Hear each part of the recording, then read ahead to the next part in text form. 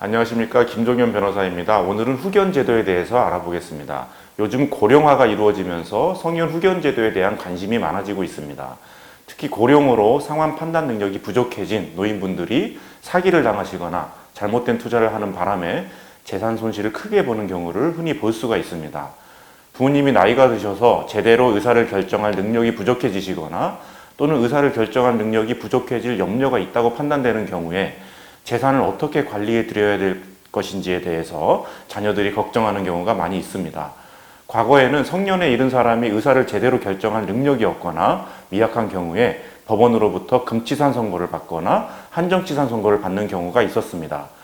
그러한 경우에 금치산자나 한정치산자는 재산상 처분이나 관리 권한이 박탈되거나 제한되었습니다.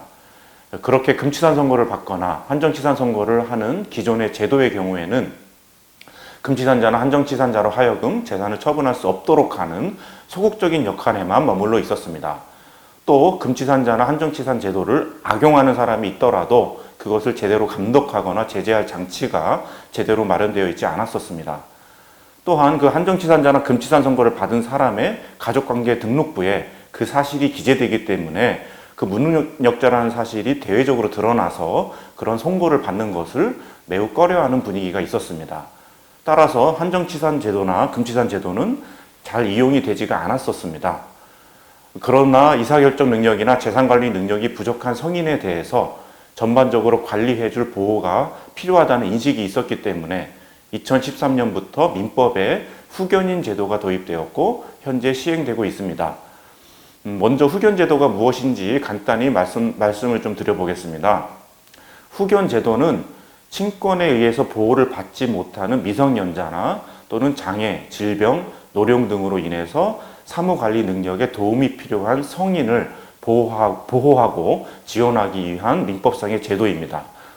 후견 제도에서의 용어를 간단하게 살펴보면 보호를 받게 되는 사람을 피후견인이라고 하고 보호를 하는 사람을 후견인이라고 부릅니다.